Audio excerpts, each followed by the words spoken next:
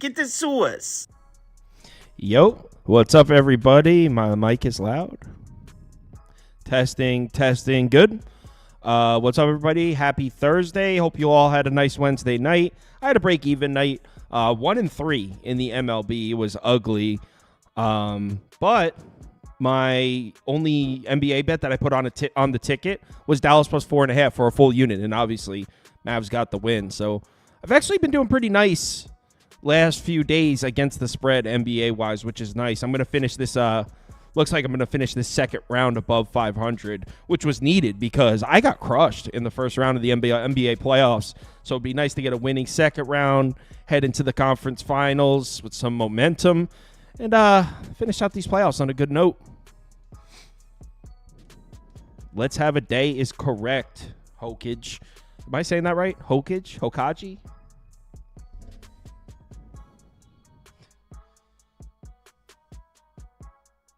Mavs Knicks in the finals.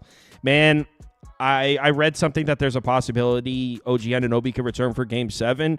And if that's possible, we're going to beat the Celtics. I'll tell you right now, we're going to beat the Celtics if OG Anunoby is healthy. Celtics are not a good team. They've got the entire league fooled. Peyton Pritchard is the only member of the roster that has any sort of heart.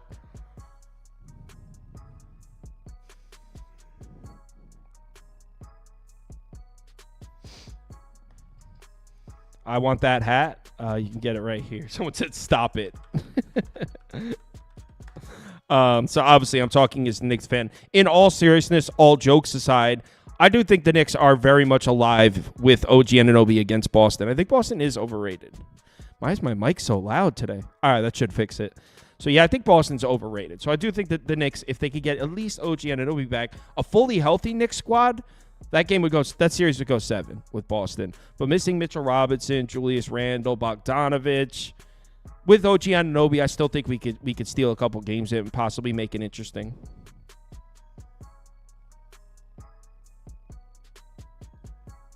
I mean, we have an above 500 record against the Celtics, Tone Ash. If you look at the head-to-head, I mean, Knicks are 3-2 in their last 5 trips to Boston. We own that team. Knicks are the Celtics' daddy. Did you put a bet on Pritchard? Yeah, I put down this Peyton Pritchard same-game parlay. He was 2 assists short. So I had Peyton Pritchard to record a rebound, Peyton Pritchard 10+, and Peyton Pritchard 2+ assists, plus Celtics first half, Celtics full game money line, and he had 0 assists. I should have known. Pritchard's not a facilitator, man. He's a gamer. He's a scorer. He's a guy that he can put the ball in the cup. And he shouldn't pass either because he's the only member of the team with any respect.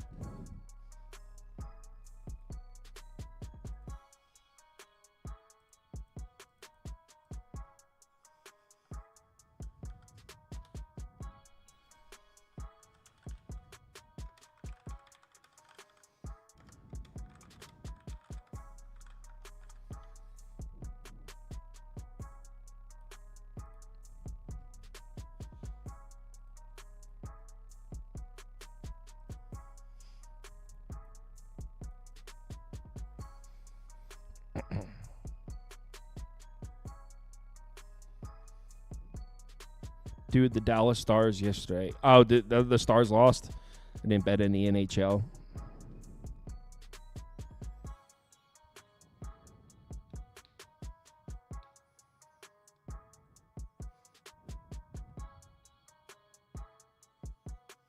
Well, I wouldn't say Knicks easy win.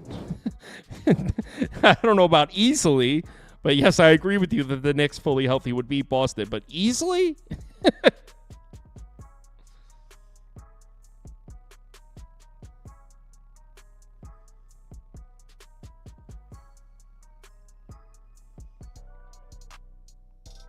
Mavs are making the finals, not the Nuggets. I mean, if Luka Doncic is going to start shooting efficiently, Dallas can definitely beat anybody. Those young pieces, I know everyone thinks of the Mavericks, they think of Kyrie Irving and Luka Doncic.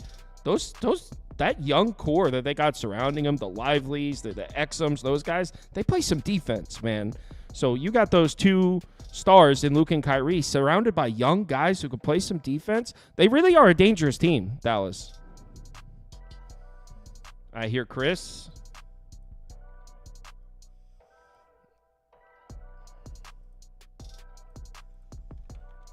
I said dangerous. Like, If Luka Doncic is going to shoot efficiently, and look like himself, then they're very dangerous. But that is a big if based on what we've seen so far. Oh, it's actually 4:00, so we get started. Let's get. Oh, by the way, the NBA game. We are on exact opposite sides in both bets. This is gonna be interesting. All right, so Liberty -8.5. Fever plus 8.5. And 172.5. Wow, 172.5 is a high total for WNBA, right? it is. It's a pretty high total, yeah. Okay. So Caitlin Clark making her second start. Liberty, if I remember correctly, in their opener, they were laying like 10, 11 points. They won but didn't cover. And I think they were down for most of the game. They were. Yep, they were down at halftime. It wasn't until the late third quarter they kind of flipped the switch. And you see that from the Liberty. They're not a great perimeter defensive team. So, yeah, you see that all the time. So you think that was a kind of an adjustment first game of the season, get right first half for the Liberty, and now they're back on track?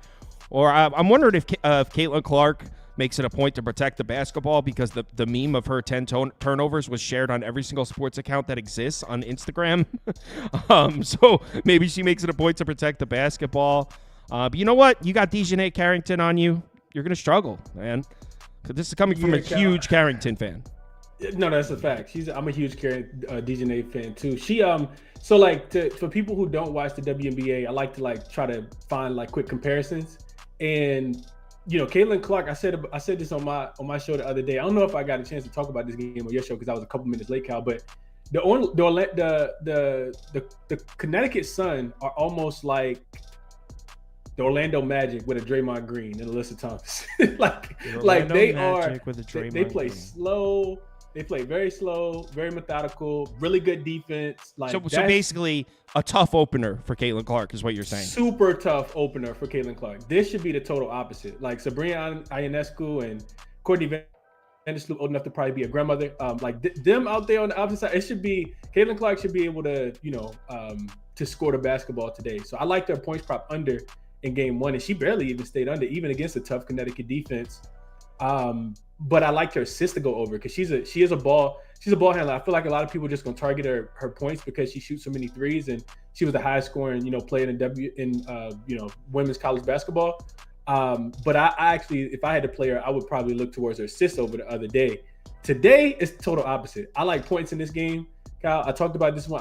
I guess you watched my show because I talked about this one yesterday too, and the total was dropping. I completely disagree with the movement of it coming down.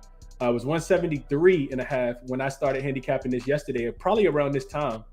And I played it over, but first half specifically, because what you see with the Liberty, and you see this, like, even if you go back and check the box scores of the first the handful of games so far, is that you see a lot of pace early, and the defense really starts to pick up in the second half. Like, so, in the NBA, we say like, a 17-point quarter or a 21-point quarter is an outlier. In the WNBA at times, Kyle, you can see some of these totals in the fourth quarter. A team scored 9 points. You'd be like, my over's done. So you are cooked. So first half over is my top play in this game. Is 86. I see an 86.5 on Bet365. You can get. Just look. Yep, I played the 8.5, and it was actually like a little bit of juice too. It was minus 105 on BetMGM a little bit earlier. But yeah, I liked it yesterday. I just didn't catch it when it went super low because I did get a chance to go back and watch a little bit of Ski's show, and I heard Ski was on it as well. He liked it as well. But yeah, I expect just a lot of points, and just a little bit more of a handicap. The Liberty scored what's her name? Brianna Stewart. She had like a 40-point game against the team last year, and if you watch any of the first game with the Indiana Fever, they're a young team, Kyle. They got three of the best probably draft picks all on the same team, all super young right now. So they're gonna turn the ball over. I think they had 20 turnovers in game one.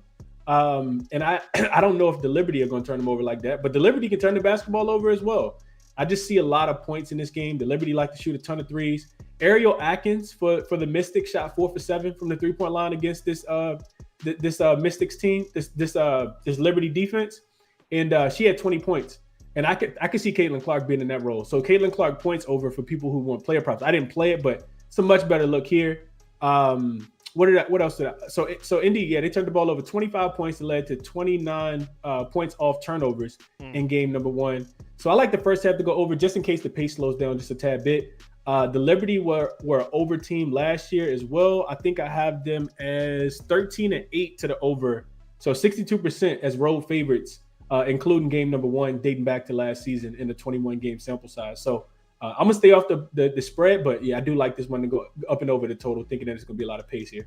If I was to bet this one, I would go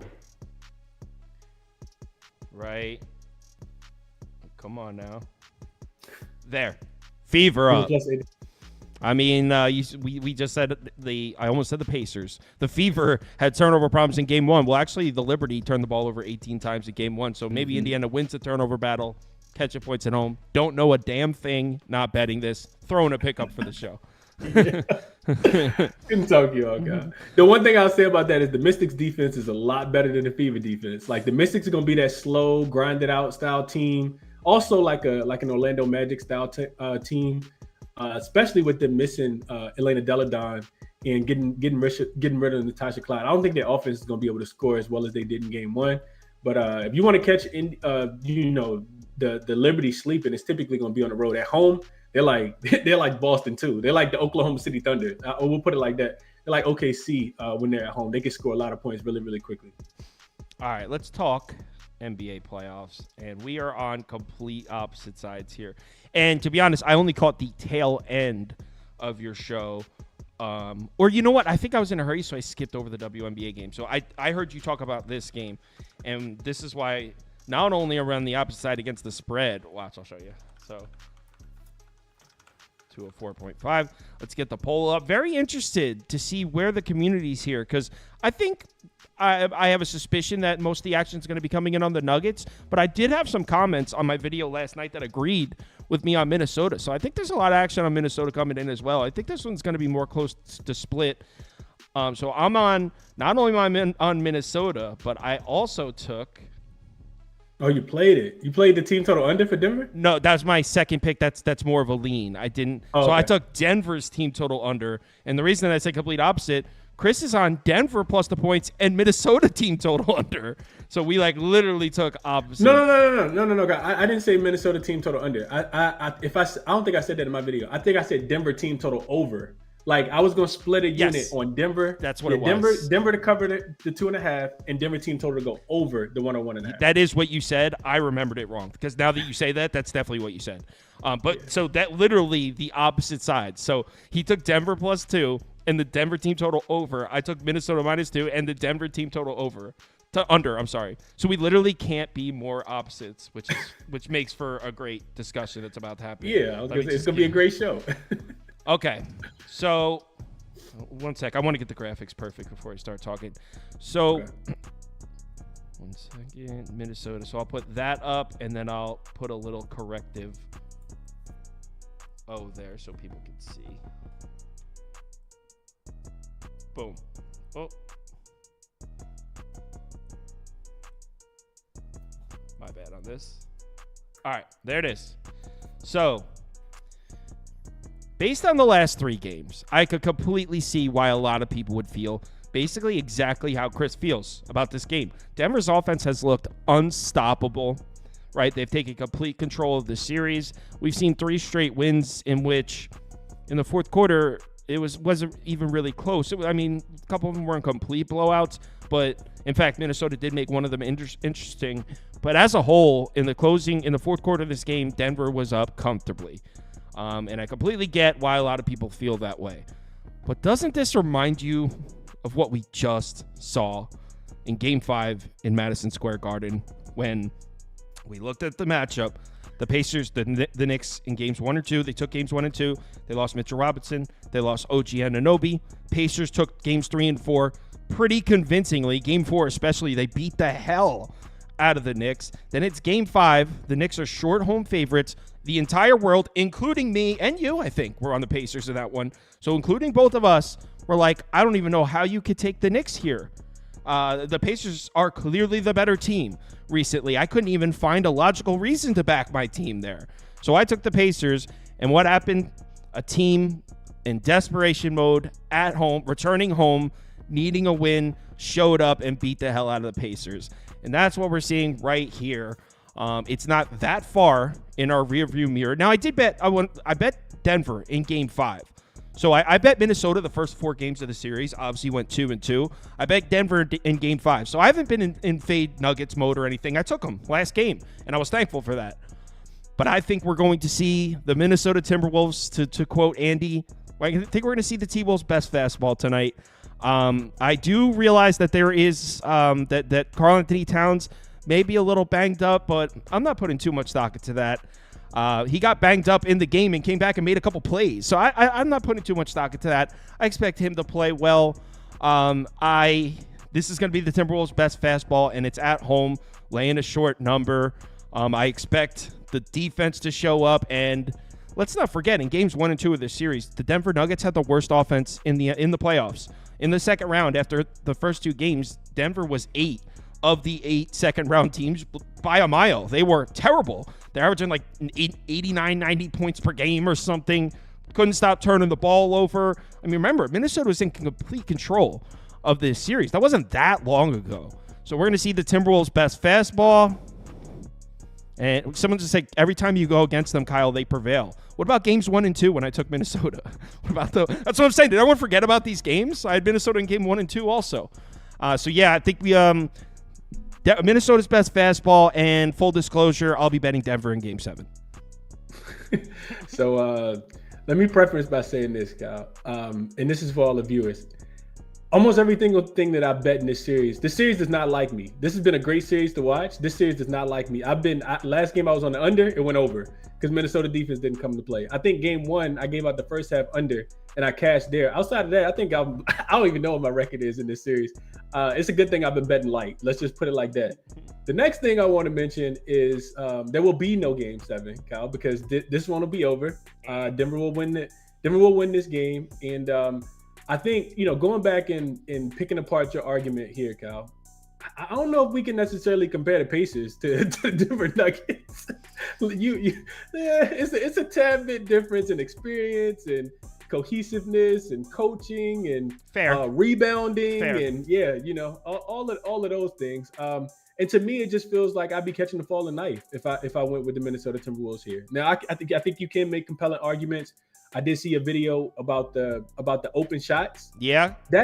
That Kyle, like the regression for the Timberwolves, I think they shot 30% from the 3-point line. I do think that there's some regression that's coming for them.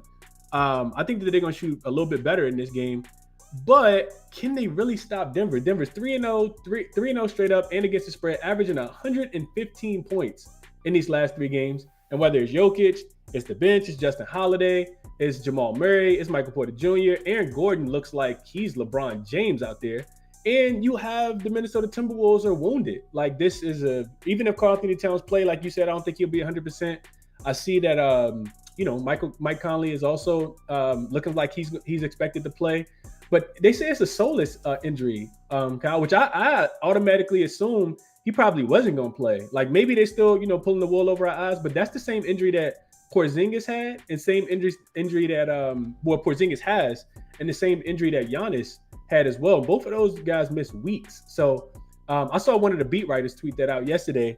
And if they're going to be shorthanded, man, I just really think that even if they do regress offensively, positively regress and can score a few more points, like, can you really slow down this Denver Nuggets team? I think that they got the Nuggets in a place where they felt very vulnerable, and they had time to kind of sit in those 3 days after being down 0-2.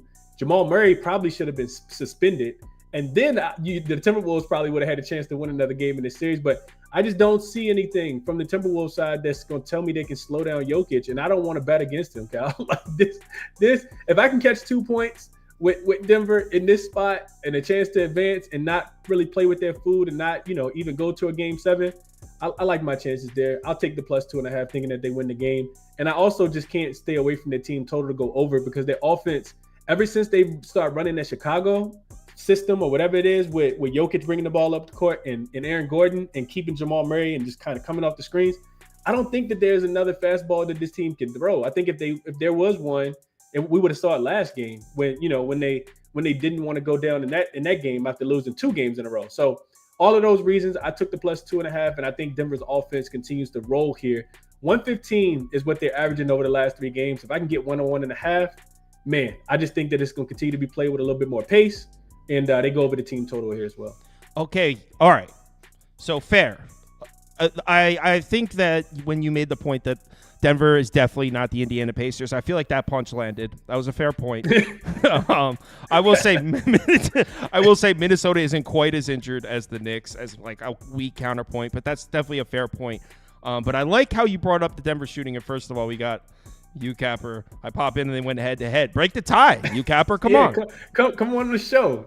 Be a man. Ronald, I'm unavailable. Kabang, unavailable to come on today. Join us. So, all right. You brought up the Denver shooting, and I'm glad you did, because the last 3 games, the Nuggets are shooting over 55% from the floor, 47 or 46.7, I believe it is, % from 3. That just isn't sustainable, man. It's coming back down, and I like how you brought up the wide open stats. I just started using those numbers recently, a couple months ago. I like them. Stuff, Kyle. Yeah. Me too. So Kyle, look, real quick, just to interject real quick. Those, you know what stood out to me in those numbers? Not the regression that we both expect for the Minnesota Timberwolves.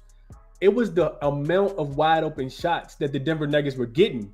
It was double, Cal. Yeah. Like, I think you had like 28 and the Timberwolves had like 28 and Denver had like 49. I was like, damn, that's a great find by Cal, which lets me know that this Denver Nuggets offense is now humming and nobody can stop Jokic. So yeah, I mean, that definitely needs to be considered, the ability to create open shots. It's not a lot in most cases. It's not luck that got them the open shots. It's a great drawn up play or someone made a play. Someone beat somebody off the dribble. But yeah, the wide open shots, Minnesota 9 of 39 in wide open threes, meaning in 3-point attempts where they have 6 feet or more of space. They're 9 of 39 in the last 3 games. That's 23.1%. Number's going to be better. And then when it comes to 3-point shooting, man, basketball's a sport of runs. You make a couple threes, sometimes 2 made 3-point shots. Yeah, that's 6 points, but that turns into a 14-4 run. Like, it's a snowball effect, and those shots start falling at home into desperation mode. Anthony Edwards is going to go off. Let's do it, Wolves.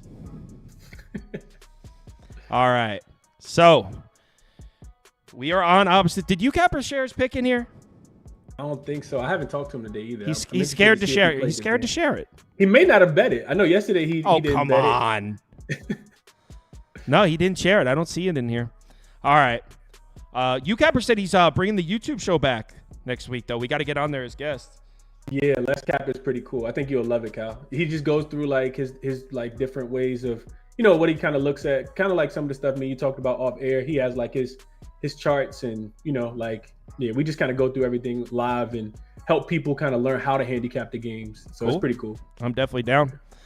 All right. So let's move on to some Major League Baseball. Chris, thanks as always. Absolutely. Best of luck. Well, I can't wish you luck tonight, Cal, because I don't need we're luck. on the opposite side. I don't need luck. This is a win already. Hey, put the belt up. I'll put the belt up. Belt up. Belts up. All right. Yeah, but I'm pretty comfortable in my position. This game's going to 7. I'll take your Nuggets in 7, though. How about that? Okay. All right. All right, man. Have a good one. I'll catch you later. Best of luck to the chat. All right, Beaver. Hey, pal. What's up? How's your day? I know that you don't like the slate, and understandably so. It's ugly.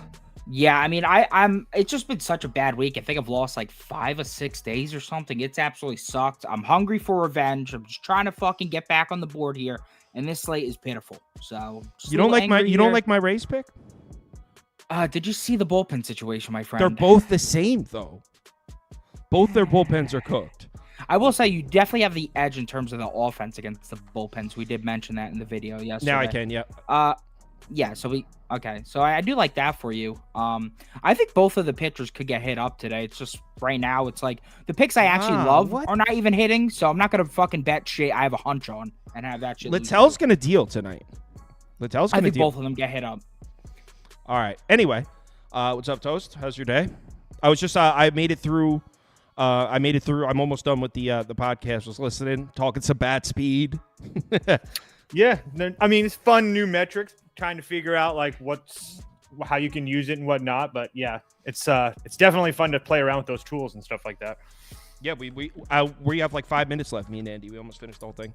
All right, so Mets, Phillies,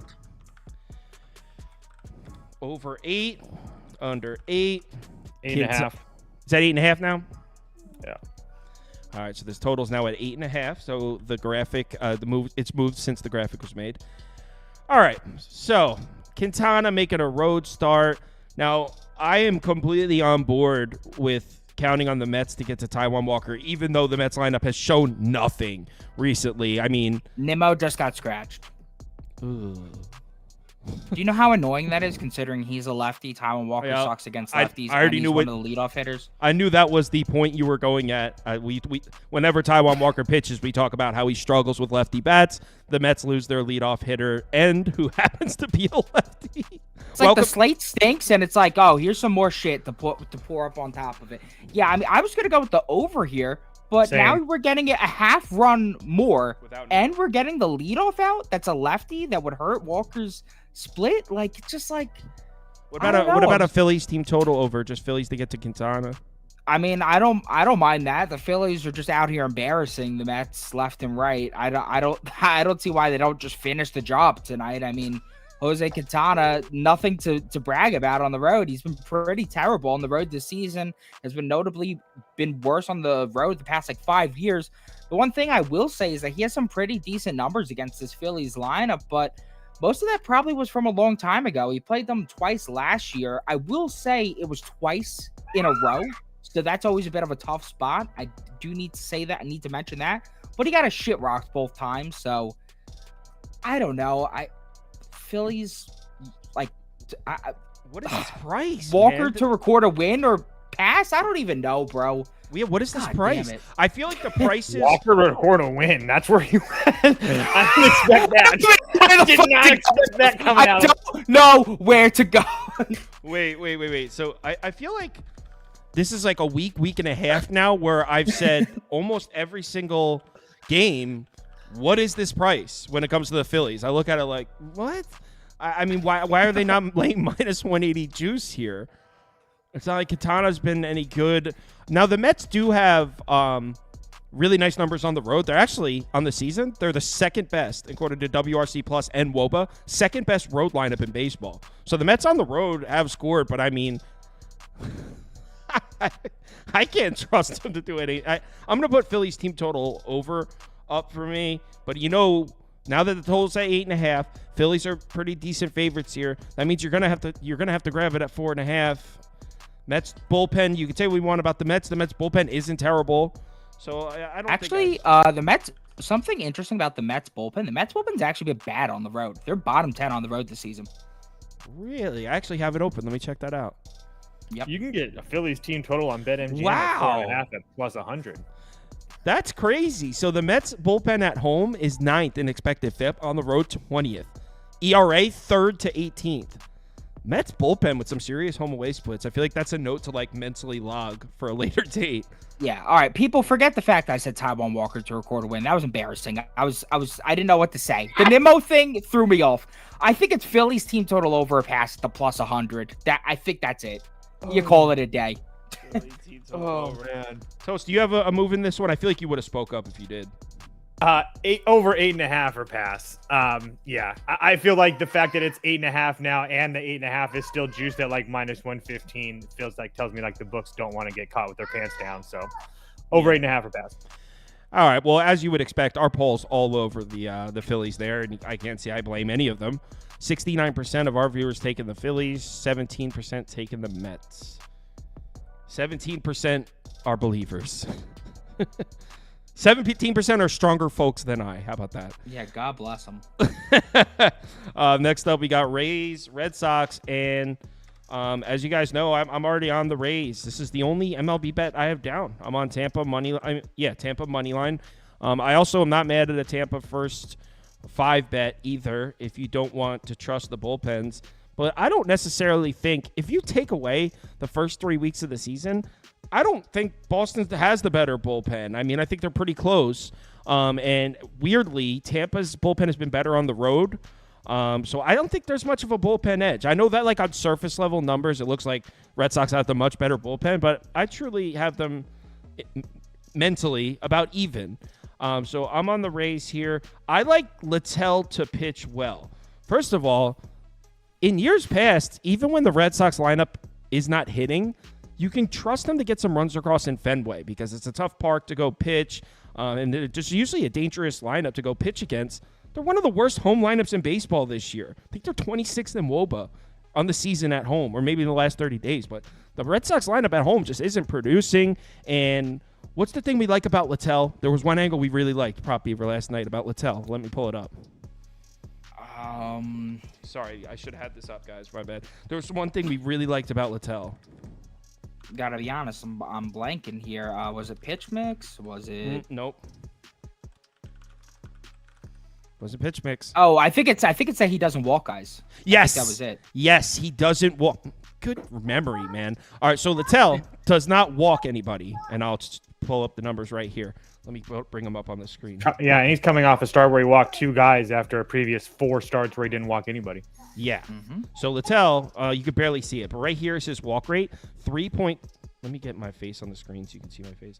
All right, 3.74% walk rate right here. Look at the Phillies against right-handed pitchers with walk rates under 6. 27th, 26th. The Phillies, the Red Sox, I mean. So the Red Sox really struggle against righties that don't walk guys. And like Toe said, he's coming off a performance where he walked 2 guys, which is uncharacteristic. So I like Littell to deal. I like fading this Red Sox lineup at home right now. And on the other side, I'm not overly in love with the Rays lineup. They've definitely been cooling off.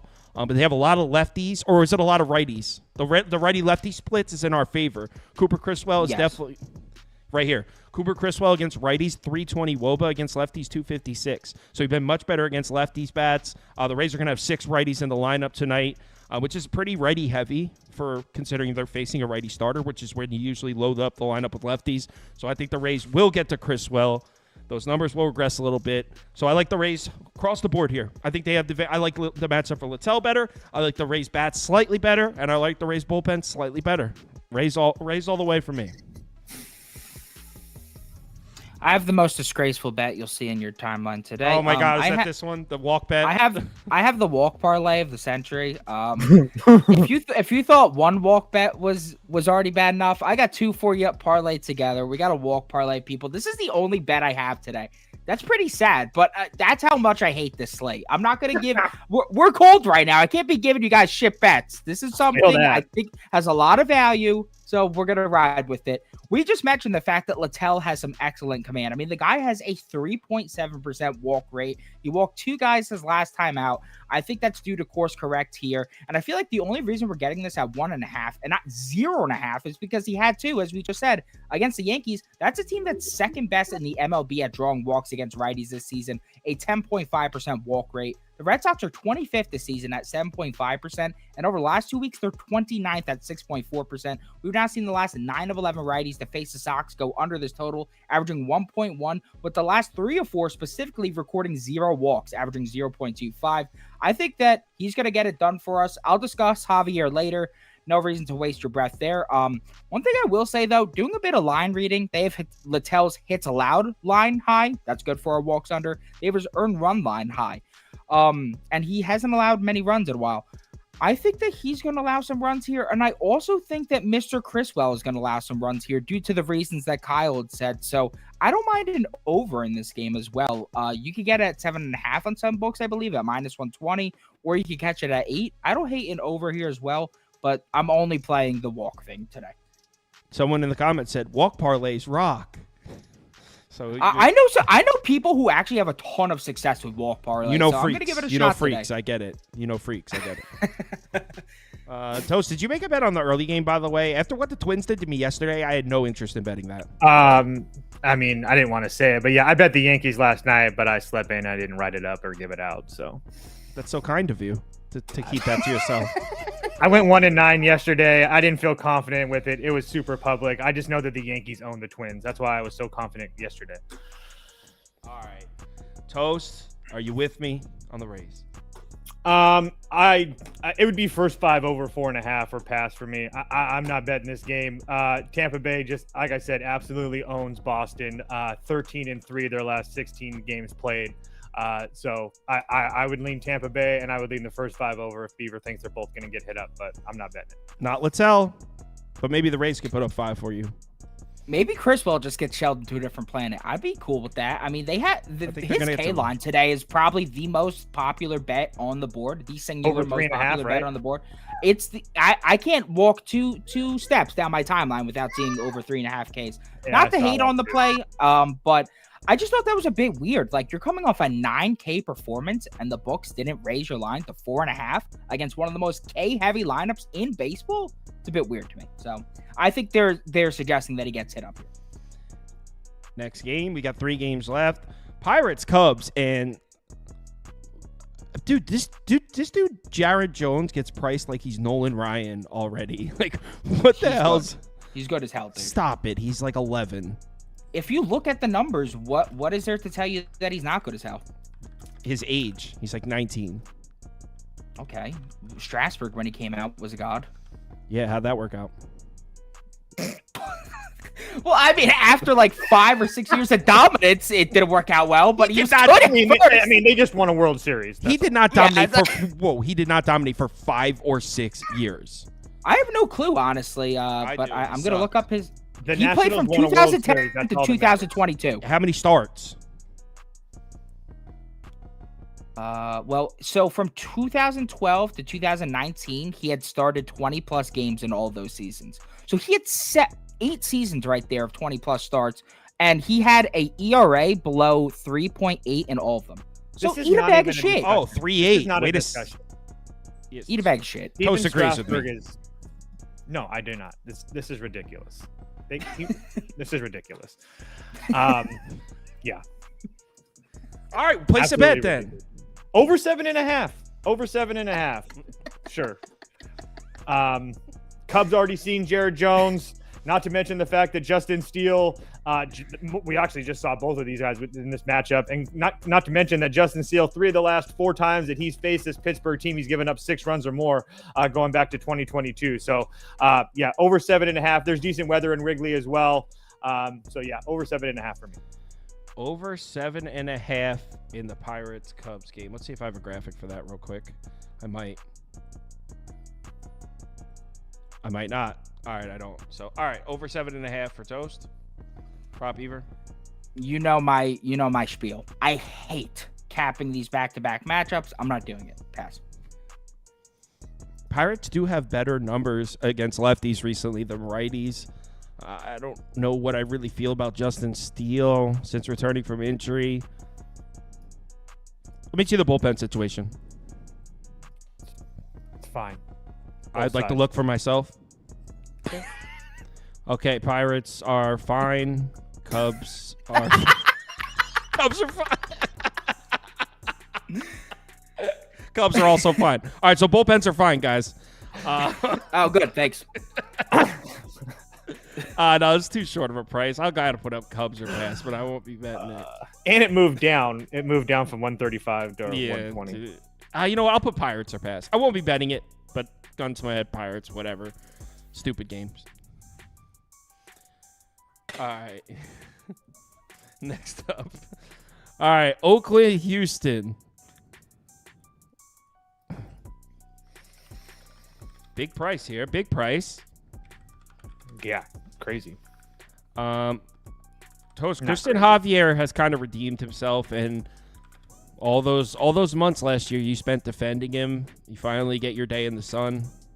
Did you see his last start? Yeah, I know he's coming off a bad one, but as a whole, he's been good this year. It was a rough one. No, but as a whole, he's pitched well this year, though. Yeah, and he's owned this Oakland team in the past. Yeah, it's I don't know. Oakland money line or Oakland team total over. Again, I don't have a bet on this game. Yeah, I don't even really know. Oakland has very good numbers against right-handed pitching. So I expect them to score. They haven't been able to score. Houston has pretty much owned this Oakland team over the last couple of years. So again, it's kind of hard for me to bet Oakland, but yeah, I feel like at a total of 9, they should score some runs here at that total at 3.5. But yeah, I don't have anything conviction wise to go with it. I lean the same way as Toast. I don't know enough about Estes to like really put my foot down and put a bet down here, but because we only have a 3-game sample size and I don't know anything about him from the minors, but Astros have not been too impressive against righties lately. Oakland has been better against righties than lefties, and Javier, Jesus Christ, that last performance against the Tigers was mighty concerning. He's the second leg of our walk parlay, so let me discuss his leg. We got Javier over 1.5 walks in the second leg of the walk parlay. Littell was kind of the juice reducer. This is the main guy we're playing here. His command has been awful this season. I'm a Christian Javier's guy. It pains me to see him struggling a bit with the command, but last 4 starts, the guy has a 17% walk rate, a negative 2.4% K to BB rate, and now he faces an A's team that he doesn't allow any hits to, but for some reason cannot stop allowing walks to. In their 5 matchups last year, he was 4-1 to the over, allowing 3+ walks in all 4 of the overs, and 10 career starts against them. He's 7-3 to the over, averaging 2.5, and 2-0 at home, averaging 2.5. I mean, even the current Oakland lineup owns a ridiculous 22% walk rate through 37 plate appearances against him. And the A's have been pretty good at drawing walks all season. Tied for 6th on the year, tied 7th over the last 2 weeks. We've seen the last 11 of 16 non-cheating piece of shit righties to face the A's hit 2+ walks. So I think that he could cash here. Was that a shot at Blanco? Yeah, that was a shot at Blanco. Fuck that guy. Just making sure. He's been stealing money from me all year. I knew there was something up about him, and now I know why. What do you guys think about this? I'm looking both bullpens at full strength. Estes looked really good in his start against Under Seattle. 9. Yeah. Look at the road numbers for Oakland too. Look at their road numbers. I don't mind that. Yeah. A little Wow. contrarian That look? lineup's terrible. Here, let me put it up so everyone can see. Oakland terrible on the road here. Where's the road? Right here. But this has me worried down here, though. I was just looking at Houston's bats kind of coming to life a little bit. Yeah. But not the best numbers at home, though. Haven't had, never do. It's weird. Let me see righty starters against the Astros. We got Stripling. It hasn't been that impressive from what I was seeing. That game. They got thing Flaherty isn't and including Stroman. Somebody else. And Stroman's something else right now. Yo, dude, under, right? Aaron Brooks went 7 innings yesterday and allowed 3 earned runs. That guy should be in the NBA, not in the MLB. I'm gonna bet this under. I think the total's up because everyone's expecting this kid Estes with only 2 or 3 career starts to just get rocked on the road in Houston. But the Astros haven't been hitting at home. He looked really good on the road in Seattle. Dude, 2 of their last 10 games have went over 9. Just 2 when these 2 teams have played. Yeah, let's do this. Okay, I'm down. Yeah, I mean, honestly, I don't mind that at all. You don't mind it? You think it's cooler than your walk parlay? Do I think it's cooler? Yeah, I think pretty much anything's cooler than that. That was rhetorical. It's definitely cooler. All right. Let's move on to the final game of the evening. Red Dodgers. Guys, what are we gonna do it? I need to see a lineup. Yeah, we're gonna do it. We just need to see a lineup. We got to see a lineup first. I need to. Yeah, I got no Ellie De La yesterday. Cruz sitting, no freaking Jonathan sitting. India. We got make sure he screwed doesn't have yesterday. I know I did. I got screwed all over. What do you mean? What do you mean? You? We? I was on the same bet. I don't care about you. If you're throwing out $100, if you're throwing out $150 bets on the Royals not to score, I don't give a fuck about you and your bet. That's how I feel. About That's that. called So, angling. no, that's called. I'm not gonna let that go. Anyway, but yeah, I think this could be a sneaky good red spot here. I truly do believe that. Is it hard to fade Glass now at home? Yeah, I mean, actually, matter of fact, in general, 100% yes. But at the same time, he does struggle a little bit. I don't know. Beaver, you can probably talk about it a little bit better than I can about Beaver's struggle. The one thing I will say about Glass now, because I was looking into the game, obviously, I mean, I have my one play. I don't know if I'm going to get to the window on it, but I was trying to help Toast find a play here on this slate, and we were talking about the Reds, and we were talking about Glass now. If you look at Glass now splits thus far, where has he been weakest? It's at home against lefties. 310. It's where he's been most mortal. 310 WOBA, right? His FIP is at 405, which is his highest by far. His home run per 9 is at 1.7, which is by far his worst as well. It's the only spot where his whip is above 1. And I was going to face a lineup that has 6 of them. And let's not forget that before yesterday, where, I mean, we had Ellie De La Cruz, who's literally the heart of this lineup, and Jonathan India out. They were starting to heat up against righties. And Brandon Pfaadt, I mean, this is a guy that we've talked about very highly. This is a guy who I think could be one of the better pitchers in the league in a few years. So he did shut them down yesterday, but you could catch the Reds team total over at 2.5 plus 110 on Hard Rock. I think if you need a bet in this game, it's at plus 110 on Hard Rock. That can't be right. No, it is right. And they were murdering that line before yesterday. So if you need a bet in this game, I think that is the way you go here. Reds team total over 2.5. If you don't want to trust Nick Martinez and the other guy who's opening, Brent Suter. So if you don't want to trust those guys, that's the way you go here, because you're still getting plus money to back the Reds. 3 runs? Is that price being thrown off that much by the fact that the Reds sat out 2 of their main lineup pieces yesterday?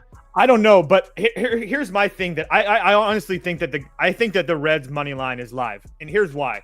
I understand how good the Dodgers are. I get all that. Let's just piece this game together. The total's at 7.5, so bookmakers are already telling us they don't expect a lot of runs. So if you're gonna give me Brent Suter to start, who's this is essentially a bullpen day for the Reds. So if the Reds can come in and pitch well against the Dodgers, off a 2 road series against the Padres and the Giants, 2 of their rivals, and I'm not saying that as a joke.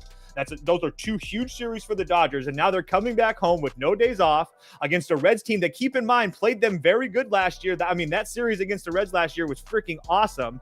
If you can you're going to have Brent Suter going in for a couple, and then you're going to have Nick Martinez. I am not trying to make a case that Nick Martinez is very good, but he's a veteran reliever and a veteran pitcher that knows what he's doing, and he's a former starter. So if he could go, Sutter goes 2, Martinez goes 5, and then you have the full load of all the bullpen to go behind them, I can see where, again, if it's 2-2 or 2-0 to Dodgers in the 5th, 6th, 7th inning, I mean, and you have like a plus 260 dog, like I really think that you're going to be live in the later innings. So again, keep in mind the Dodgers have a full bullpen as well. But again, I just feel like that this price is a little bit insane. Yeah, let's do it. I'm down. I'm down to take a shot. I wish this wasn't the Dodgers, and if it was any other team, because plus 2.5 for the Reds and minus 120 sounds mighty tasty. That's another thing I was looking at too. I was like, man, especially again, the total at 7.5. They don't expect a lot of runs here. Here's why I don't know if I would go plus 2.5 in this one. Although normally I'd be on board with that. I disagree with the total in this one. In fact, I maybe over. I'm going to put an over graphic up too. I don't really understand why this total's down at 7.5.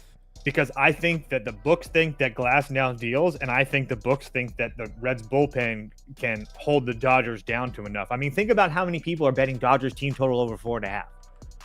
Also, one thing I want to say, just at minus 120, like this is like, here you go, just take it. If you look at Nick Martinez's season thus far, right? 1 second, I'm pulling it up. If you look at Nick Martinez this season thus far, this dude has been absolute dog shit out of the pen. As a starter, there's no denying that. But if you look at him as the primary pitcher, 4 innings against Seattle of 1-run baseball, 3 innings against the Angels of shutout baseball. And then you look at the Dodgers against righties lately. 0 runs against Logan Webb, 2 runs against Hicks, no runs against Darvish through 7 innings, 2 runs against Waldron through 5 innings, 0 runs against King through 7 innings. So they've been held to 2 or less runs by the last 5 or 6 righties they've seen. I don't know. I just think that there is something there. I don't have the cojones to do it, but I think there's something there. I think there's an angle there. And I think if you're on the Dodgers side, just tell me how you're playing them. Because the run line's minus 155. Yeah, the run line's minus 155. Glass now to record a win is minus 110. That's the best way to do it. But that is suspect as shit. That should be at minus 160 minimum. Yeah, this is tough because now I'm looking at it and it's definitely more of a. All right, I'll. You know what? I think I might, instead of the Reds, fade the low total and go over here. I disagree with the low total. The Reds have been scoring, except for last night, where the only reason they weren't scoring is they were missing two main pieces from the lineup that they sat out. So the Reds have been hitting righties, and at 7.5, I think that's all we need is 2 runs from the Reds to possibly hit this. So I think the Reds might be loud too, but I like the over better, and that's what I'm going to bet. Boom. On the watch list. All right. Let's do the community top bet, which lost. Just for the record, everybody, I'm doing Reds team total over 2.5 at plus 100 for a half a unit, and then a quarter unit on the Reds money line. Just for the record. I mean, I like the shot that you're taking. I just personally think, in my opinion, I'm going to go with the over. I feel that. I just feel like if that total's at 7.5, I feel like it's like that for a reason. And if I'm going to take a shot against the Dodgers, it's going to be them off the Padres, off the series. Giants. 100%. Coming off back-to-back division rivalry series, real rivals. Right. Against a shitty Reds team, it's like you're basically sleepwalking through the opener of this series. Like, who gives a fuck? Right. Against Brent Suter, like, you're really getting up for that game? I mean, isn't it actually Martinez, though, who used to be a rival of the Dodgers, right? Oh, with the Padres? Well, he's the primary pitcher, so they're not going to see him to open up the game. It's like... Yeah, but the second inning. Third inning. Maybe third. Really? These startup pitchers are going to the third now? I think if Sutter pitched well in the first, he probably goes another 3, yeah. I would assume. I mean, I can't guarantee that, but... We're no manager. I mean, not to mention. Someone said, "Is a unit equivalent of $1,000?" No, a unit is 1% is 1% of your bankroll. So if you certainly not to me. So if you have $1,000, so say you have $1,000 to bet with, 1 unit will be $10, 1% of your bankroll. Or I mean, some people are more. I'd say most people are probably more aggressive than that. Like play. I was gonna say, yeah, what you see on Twitter with units and stuff is not how like Sauce and I and Beaver look at units. It's like essentially, I mean, you'll never see us with a 5-unit bet ever. Like you just won't see it. I've never placed a 2-unit bet. I know. I'm just I'm trying to make a point. Yeah. Going through life scared, prop Beaver. Place a whale down. Eat a bag of shit, okay? Why don't you place a whale? I don't do whales, okay? So it's actually the same 2 finalists yesterday. Yesterday, the finalist was Phillies minus 1.5 and Dodgers money line, and Dodgers money line won. Now we have Phillies money line and Dodgers minus 1.5. Those are our 2 finalists. So what's the community top bet tonight? I'm curious to see what this community top bet is. They went Dodgers money line last night. Would be my guess. Maybe the no. Maybe the Phillies. Fuck, Phillies are down to minus 135 now. What on earth is that line? I know, dude. I'm about 2 seconds just saying, you know what? Fuck it. What, are you about to say Met up? Are you about to say Mets? Yeah, dude. Like, what? How does that make sense? Bro, nothing makes sense with the Mets. I know. But we'll lose. I know. Oh, I know. I know. Ah. All right, the community top bet today is Phillies money line. Wow. The line's dropping. Community top bet doesn't care.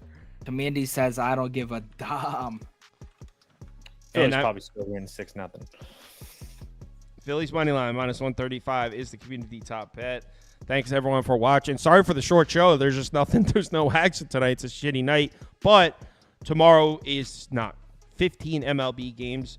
I believe there's 4 WNBA. It'll be a full slate. So we'll probably go live at like 3:45, like 15 minutes early. So we have a little more time.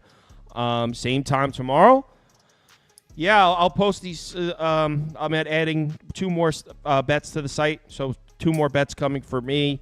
And, yeah, that'll be available on the website for people who have Sauce Network Plus. I'll be in the Discord tonight, be uploading videos tonight. Knicks-Pacers Game 6 tomorrow night. I'll be uploading that video tonight. Yeah, let's enjoy. Be sure to bet responsibly tonight. Kind of a light slate, so maybe if you're looking for a night to lighten the unit size, relax, maybe put in a Netflix night in. Might be a good one for that. But talk to your kids. No, not that. No need for all that. All right, have a good one, guys. See you tomorrow.